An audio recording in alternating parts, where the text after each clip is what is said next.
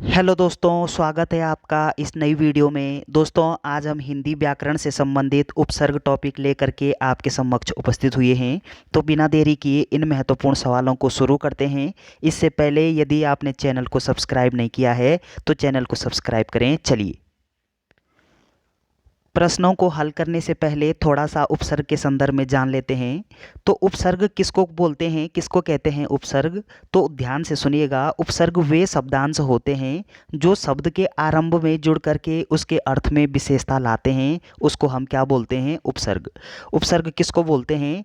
जैसे ये कोई हमारे पास शब्द है, ये कोई शब्द है, तो इस शब्द के आदि में जुड़ करके इस शब्द के आरंभ में जो जुड़ता है उसको हम क्या बोलते हैं? उपसर्ग बोलते हैं। तो ये आपको ध्यान रखना है। शब्द के आरंभ में जो जुड़ता है उसको उपसर्ग बोलते हैं, और शब्द के अंत में जो शब्द जुड़ता है उसको हम क्या बोलते हैं? प्रत्यय बोलते हैं। तो ये आपने जाना कि उपसर्ग आगे जुड़ते हैं शब्द के आगे, और प्रत्यय जो है वो शब्द के बाद में जुड़ते हैं। तो चलिए, वीडियो का पहला प्रश्न है, निम्न में से किस शब्द में उपसर्ग का प्रयोग नहीं हुआ है? तो उपसर्ग का प्रयोग किस शब्द में नहीं हुआ है? आपका सही आंसर होगा कि उपसर्ग का प्रयोग वो आपका भर्तार शब्द में नहीं हुआ है। अब देखेंगे आप कि यहाँ पे भरसक शब्द लिखा हुआ है, इसमें भर उपसर्ग का प्रयोग किया गया है। भरपूर में भर उपसर्ग का प्रयोग किया गया है। भरपेट में भर उपसर्ग का प्रयोग किया गया है। लेकिन भरतार जो शब्द है इसमें भर उपसर्ग का प्रयोग नहीं किया गया है। तो आपका ऑप्शन डी यहाँ पे सही हो जाएगा। अगला प्रश्न है कि किस शब्द में आ उपसर्ग का प्रयोग नहीं हुआ है? तो आ उपसर्ग किस शब्द में नहीं है? आप देखोगे कि आकर्षक जो शब्द है यहाँ पे आ उपसर्ग है। आदरणीय जो शब्द है यहाँ पे कोई उपसर्ग नहीं है। आजन्म शब्द में आ उपसर्ग है। आगमन शब्द में आ उपसर्ग है। तो आपका सही उत्तर होगा कि जिसमें नहीं था, तो आदरणीय शब्द में आ उपसर्ग नहीं है। ऑप्शन बी यहाँ पे सही दिया गया है। अगला प्रश्न है, उच्चारण शब्द में उपसर्ग है, तो उच्चारण में क्या उपसर्ग होगा? आप बोलोगे उत धन चारण बराबर क्या होता है? उच्चारण। ऑप्शन डी यहाँ पे सही दिया गया है। अगला प्रश्न है, निम्न शब्दों में से एक में उपसर्ग का प्रयोग हुआ है, तो किस शब्द में उपसर्ग का प्रयोग हुआ है? आपका सही आंसर होगा निढाल जो शब्द है यहाँ पे लिखा हुआ, इसमें उपसर्ग का प्रयोग हुआ है। बाकी निशाचर में उपसर्ग का प्रयोग नहीं हुआ, निगाह में नहीं हुआ, निवाला शब्द में नहीं हुआ। तो निढाल शब्द में उपसर्ग का प्रयोग हुआ है। ऑप्शन डी यहाँ पे सही दिया गया है। अगला प्रश्न है, अत्यंत शब्द में कौन सा उपसर्ग है? तो अत्यंत जो शब्द है इसमें कौन सा उपसर्ग होगा? आपका सही आंसर होगा, संधि विच्छेद करोगे, अति धन अंत बराबर अत्यंत। तो यहाँ पे अति उपसर्ग होगा अत्यंत शब्द में। ऑप्शन सी यहाँ पे सही दिया गया है। अगला प्रश्न है, निम्नलिखित शब्दों में से किस शब्द में उपसर्ग नहीं है? तो कौन सा शब्द है इन चारों में से जिसमें उपसर्ग का प्रयोग नहीं हुआ है? आपका सही आंसर होगा कि मिलान जो शब्द है, इस मिलान शब्द में उपसर्ग का प्रयोग नहीं हुआ है। ऑप्शन डी यहाँ पे सही दिया गया है। अगला प्रश्न है, निम्नलिखित में से किस शब्द में उपसर्ग है? तो उपसर्ग किस शब्द में होगा? आपका सही आंसर होगा कि उपसर्ग आपको बताना है कि पराजय जो शब्द है यहाँ पे लिखा हुआ, इस शब्द में उपसर्ग होगा। आपका सही उत्तर ऑप्शन सी सही दिया गया है। अगला प्रश्न है कि अनंग शब्द में कौन सा उपसर्ग होगा? अनंग शब्द बताना है आपको, कौन सा उपसर्ग होगा इसमें? आपका सही आंसर होगा कि अनंग शब्द में अन उपसर्ग होगा। अन उपसर्ग होगा, अ उपसर्ग नहीं, अन उपसर्ग होगा। ऑप्शन डी यहाँ पे सही दिया गया है। अगला प्रश्न है कि संस्कार शब्द में किस उपसर्ग का प्रयोग हुआ है? तो संस्कार शब्द बताना है। आपका सही आंसर होगा कि संस्कार का संधि विच्छेद करना है आपको। आपका सही आंसर होगा ऑप्शन ए, सम उपसर्ग का प्रयोग हुआ है। ऑप्शन ए यहाँ पे सही दिया गया है। अगला प्रश्न है कि संकल्प में किस उपसर्ग का प्रयोग हुआ है? तो संकल्प में कौन सा उपसर्ग होगा? आपका सही आंसर होगा कि समधन कल्प बराबर संकल्प होता है। ऑप्शन डी यहाँ पे सही दिया गया है। अगला प्रश्न है कि निम्नांकित में से किस में को उपसर्ग नहीं है? तो को उपसर्ग किस शब्द में नहीं है वो आपको बताना है। आपका सही आंसर होगा कि जो को उपसर्ग है वो कुसुम शब्द में को उपसर्ग का प्रयोग नहीं हुआ है। यहाँ पे कुमार्ग में को उपसर्ग होगा, कुपथ में को उपसर्ग होगा, कुपुत्र में को उपसर्ग होगा, लेकिन कुसुम में ये को उपसर्ग का प्रयोग नहीं किया गया है। ऑप्शन ए यहाँ पे सही दिया गया है। अगला प्रश्न है कि किस शब्द में अ उपसर्ग है? तो अ उपसर्ग का प्रयोग किस में हुआ है?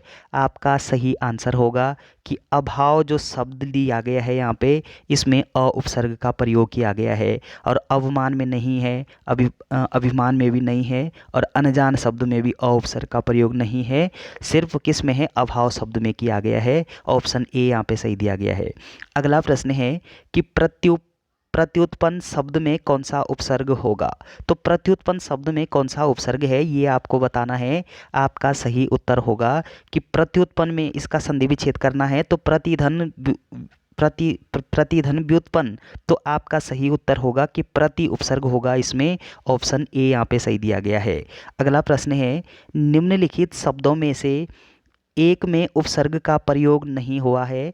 तो किस शब्द में उपसर्ग का प्रयोग नहीं हुआ, वो आपको बताना है। आपका सही आंसर होगा कि यहाँ पे कुलीन शब्द दिया गया है, तो इस कुलीन शब्द में उपसर्ग का प्रयोग नहीं हुआ है।